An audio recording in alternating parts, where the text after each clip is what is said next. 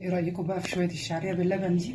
تدفيكوا وتشبع جوه اخر الليل. يلا بينا على البوتاجاز نشوف هنطبقها ونعملها ازاي. ودلوقتي هنجيب حله اللي هنعمل فيها اللي نحمر فيها الشعريه، ونحط فيها معلقتين سمنه بلدي كده حلوين، ولو مفيش يمكن باي سمنه عندك. المهم تسيح السمنه كده.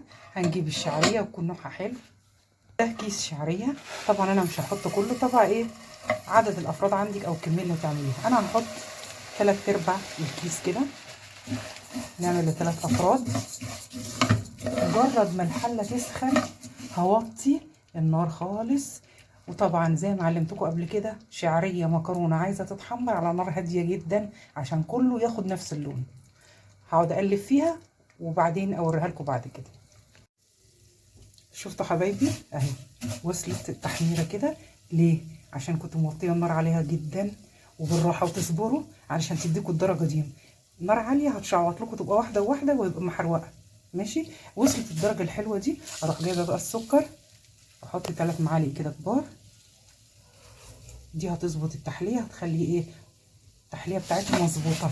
واقلب كده السكر على طول، ما سيبوش يتكرمل. انا مش عايزه الشعريه تقفش مني ولا الكلام ده، يا دوبك بس ايه تحسي ان هو بس اندمج مع الشعريه كده. واروح ضايفه نص معلقه فانيليا صغيره كده،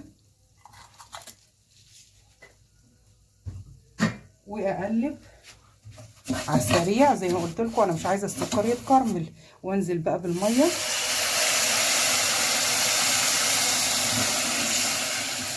يا دوبك الميه تبقى مغطيها حاجه بسيطه، واسيبها بقى ايه لغايه ما تغلي.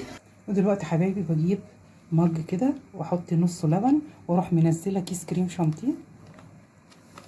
بسم الله، البودره بتاعته كلها كده، وادوبه علشان يطعم لي الشعريه. طبعا دي كل حاجات نكهات بتديكي ايه طعم حلو. واروح مزوده شويه لبن تاني، يعني يبقى كريم شانتيه مع اللبن يدوني حوالي مج. ولما الشعريه تشرب الميه اللي انا ضفتها عليها، اروح ضايفه الكوبايه ديت اللبن بالكريم شانتيه على الشعريه على النار، تشربها هي كمان، هتشربها في ثواني. ودلوقتي حبايبي زي ما انتوا شفتوا خدت بتاع نص تسويه وشربت الميه بتاعتها. اجيب بقى كوبايه اللبن اللي بالكريم شانتيه، واروح منزلاها كده عليها. بسم الله. دي بتزيدها طعامه. وادوب كده، مش هتاخد برضو ثواني كده، دقيقتين كتير، وهتكون ايه شربتها واتطعمت بيها. وابتدي بقى ايه افضيها في البولات. بسم الله.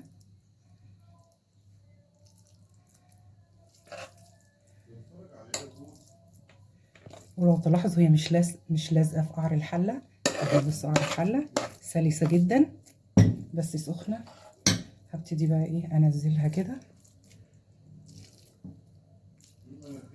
كده. بجيب لبن ساقع. طبعا دلوقتي انا مطلعه الشعريه سخنه، هتاكليها تلسعك وتبقى ايه مش مستحملاه. فببردها بحيث ان اكلها على طول. بحط لها لبن ساقع. بسم الله.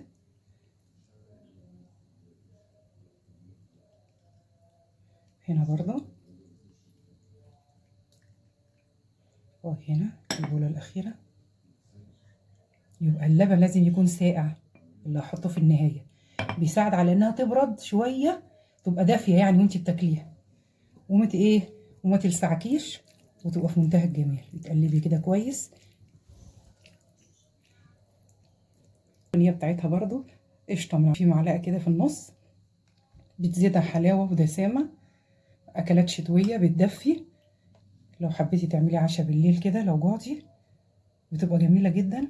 طبعا لما بتسيبيها كام دقيقه هتبص تلاقي القشطه دي كمان ساحت وخدت من طعم ايه الشعريه، وتبقى جميله جدا ومغذيه. طعم الكريم شانتيه والقشطه والحاجات دي هتديها دسامه وتديها طعم حلو وبتدفي وتغذي.